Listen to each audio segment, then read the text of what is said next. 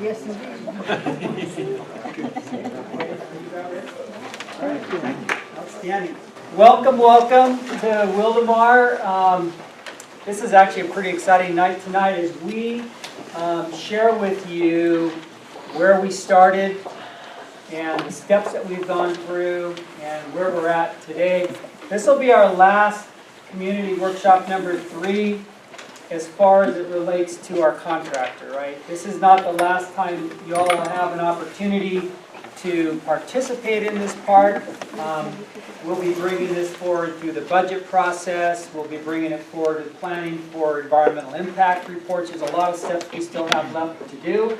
So you will still have a lot of opportunities to weigh in. But I think what's exciting is through the process, you as a community have identified those amenities that are important to you.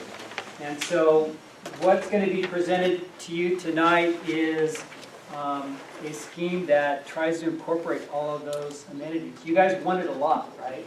And so we started with 27 acres. And I think the reason why you wanted a lot is because we've been park deficient for way too long, haven't we? So we tried to get everything in 27 acres. It wasn't fitting. We're fortunate to be able to acquire the 11-acre site over by David A. Brown, so you're going to get an unveiling of that. We've already had some input on the 11-acre when we had the ribbon cutting for the Grand Trails. For those of you who showed up, that was a fun event, and we got your comments. But tonight you're going to be able to spend some time on the 11 acres as well. So it's really good. I do want to turn it over to Amanda in just a second, but I'm going to say that there's, again, a lot of different pieces to this park project. So if there were details, for example, that you didn't really get a weigh in, for example, we show active play areas for children. We may not have addressed a concern that you have had for, say, special needs children. So we'll have an opportunity as we close tonight for you to weigh in on that. So what we'll do is we're going to allow RRM to get through the presentation, walk you through this process, and then we'll close on what they think this park could cost. And before you go, oh my gosh, how are you ever going to be able to build a park like that? Part of the exercise tonight is going to have you help staff present some kind of a phase concept, because it is a big price tag. But I think our common goal is to be able to start using these amenities sooner than later, and so I think you'll have an opportunity after for that as well. And so before I turn it over to Amanda, I wanted just to start and just give an applause to RRM. You've graciously led us through. We saw you from the beginning phases of pregnancy all the way through. You had a healthy baby. You're now actively taking the child everywhere. I thought she was going to bring the child here tonight. Almost did, and so we missed out on an opportunity. But I just want to thank you so much.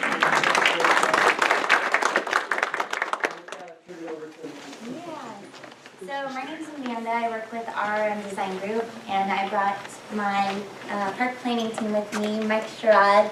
He's the boss man.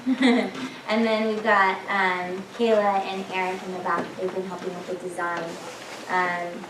And just to show of hands, who is here from like the very beginning workshop number 1? Okay, so we have quite a few faces, quite a few new faces.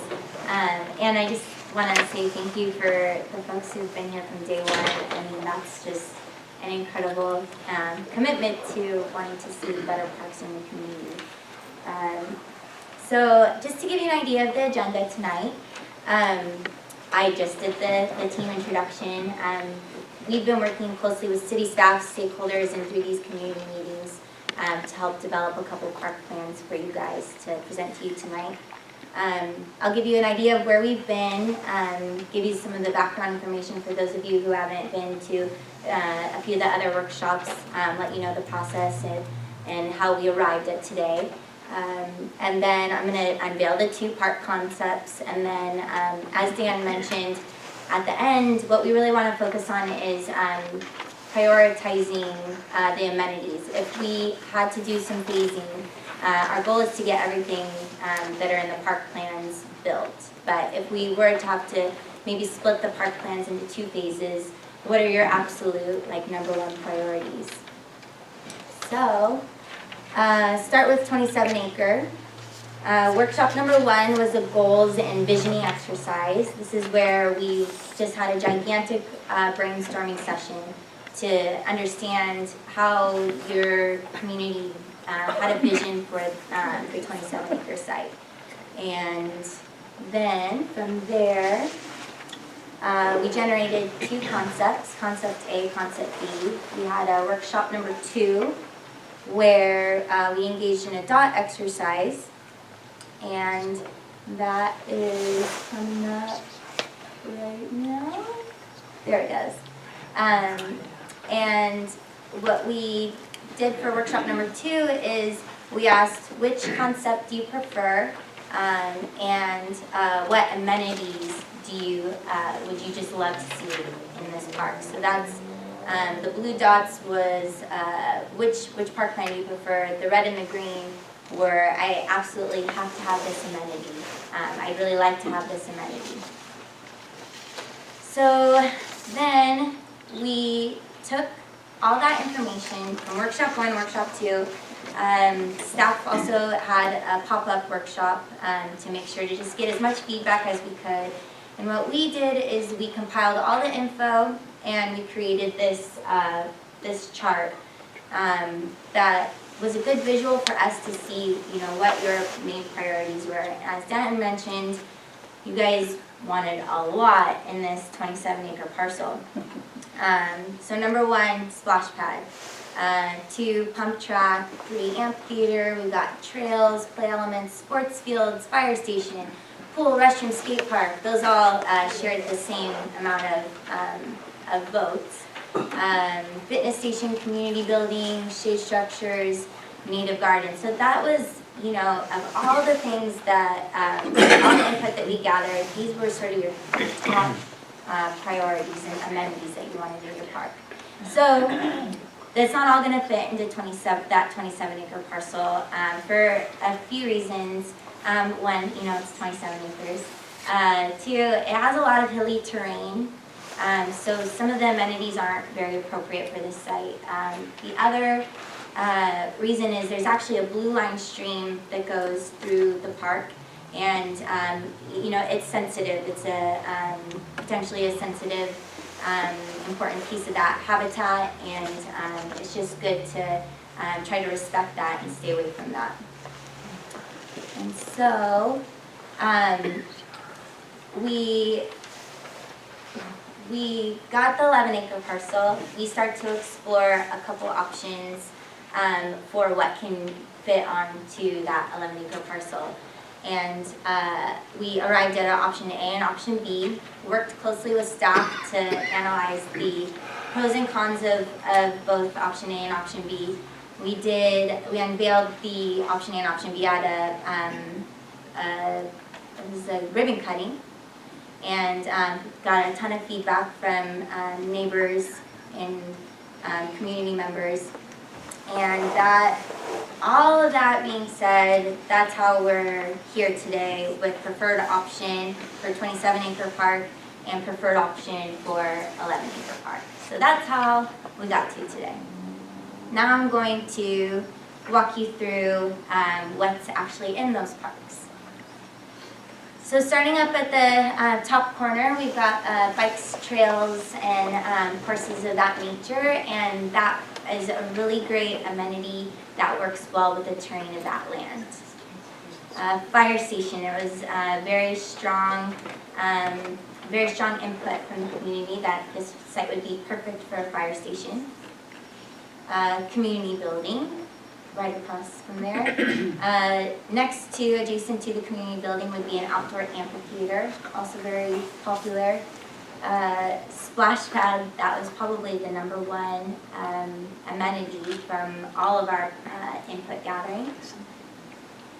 And below splash pad would be an adventure style, sort of more of a natural play feature that speaks to the character of Wildomar and also the character of the site. a community green. This is a large multi-purpose open green space.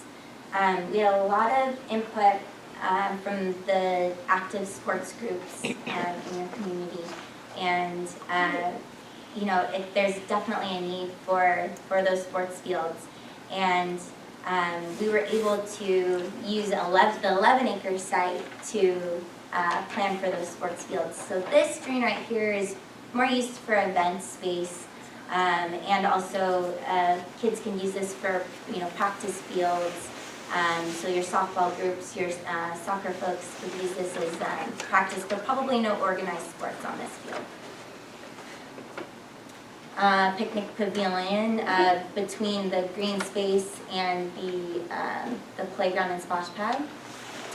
Volleyball courts, Dan, correct me if I'm wrong, are there volleyball courts currently in the city? So we identified this as a potential use. It's a great low impact recreation amenity for this site.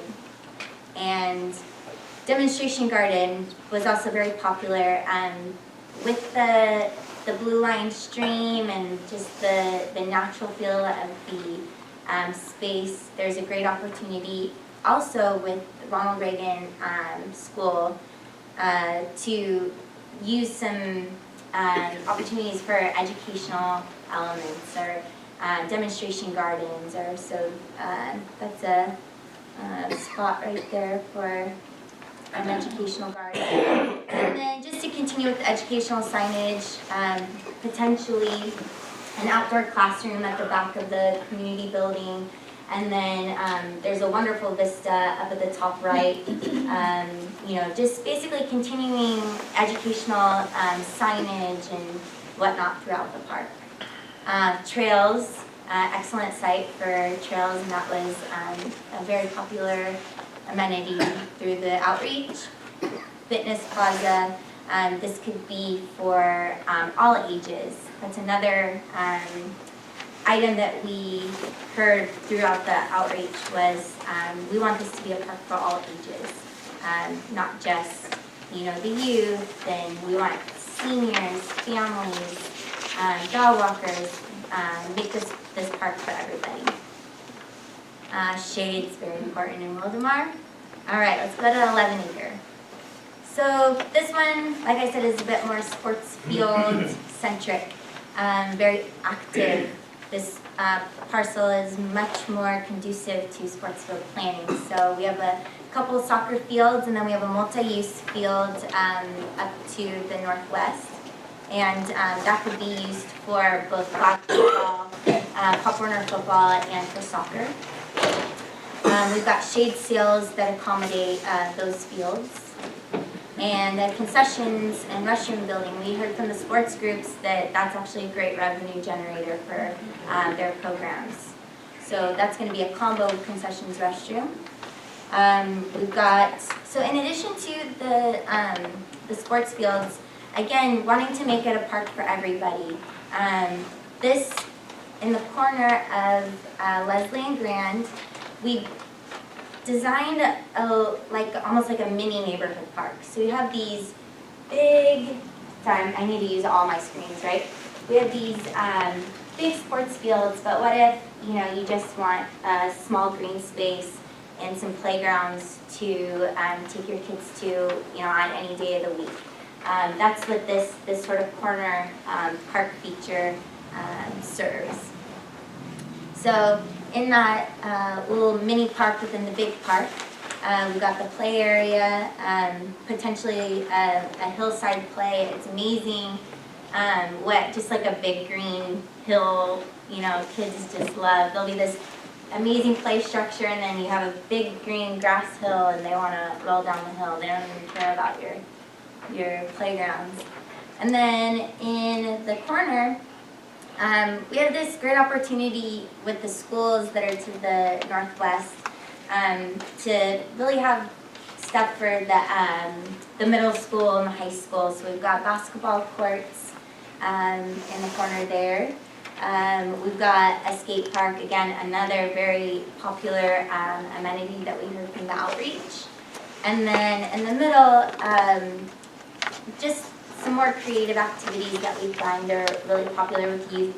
Our, in-ground concrete cornhole, bring your own bags, your own bean bags, and then ping pong tables. And I apologize, it says Teen Plaza, but I mean, I'm not a teenager and I would go play there, so it's, not just teens. Okay, so that's everything that's in the parks. From the community input that we've received thus far today. What we'd really like to focus on tonight is budget and prioritizing. So I'm just going to let you know a little bit about the exercise that we're going to engage in. I'm going to also turn it to Darren, make sure I didn't miss anything. But we've got 2 parks that cost, a substantial amount of money. When I say substantial, they're large parks. So by nature of their largeness and the amenities that are involved, we have to look at the realities of budgeting and phasing. And so what I have, I don't know, did everyone get a chance to grab a handout? If not, we'll have them in the back, and Kayla can give them to you. But there is a list of amenities, and what we'd like for you to do is to list 1 through 15 on 27-acre park, 1 through 10 on 11-acre park. What's the number 1 thing you'd want to see going first? What's the last thing that you could maybe live without? So in the back, after we are done with the presentation, I've got Mike, Kayla, Eric, Jeanette, Dan, Cameron. We're all here to answer your questions and talk you through this sort of budget prioritizing exercise. But essentially, there's a plan that has an amenity label on it, and then you just explore the plan and think what you want to see go in, day 1. So for example, maybe you want the community green and the visitor center to go in, from day 1. So you're going to say community green number 1, visitor center, community building number 2, fire station number 3. So we want to know, our goal is to get everything in the park. We just want to know what you want to see first. So I hope I explained that kind of clear. If not, that's why I brought all these guys to help me out where maybe I didn't explain it so clear. So yeah, there's an image associated with each park amenity, and then the image has a number. The number corresponds to the numbers on this paper.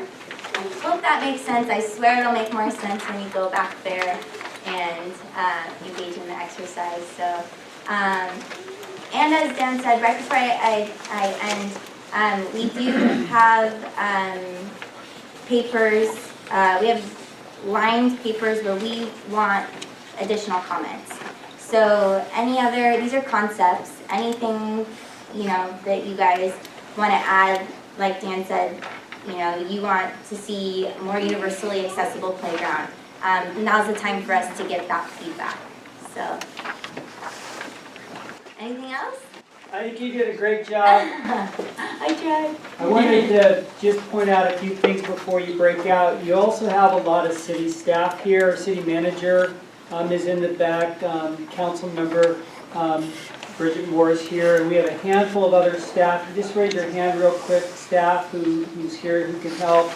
You can see basically in the back quarter section.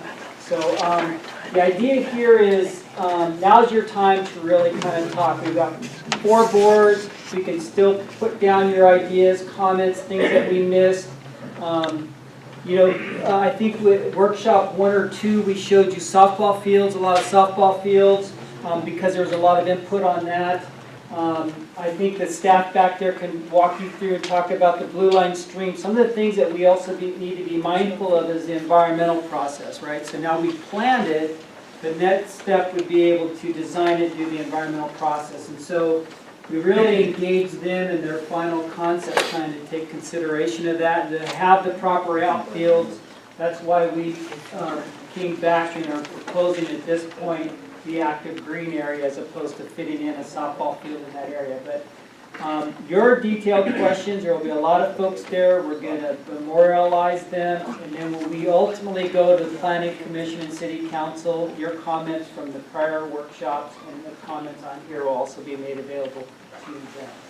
So with that, I think we're ready to head to the back. Yeah, so we've got 2 stations, one to the left and then one to the right here. They're the exact same park plans, so we encourage you to, go to one side or the other. They're the same, so. And make sure you get one of these. And make sure you sign in so I can keep you updated.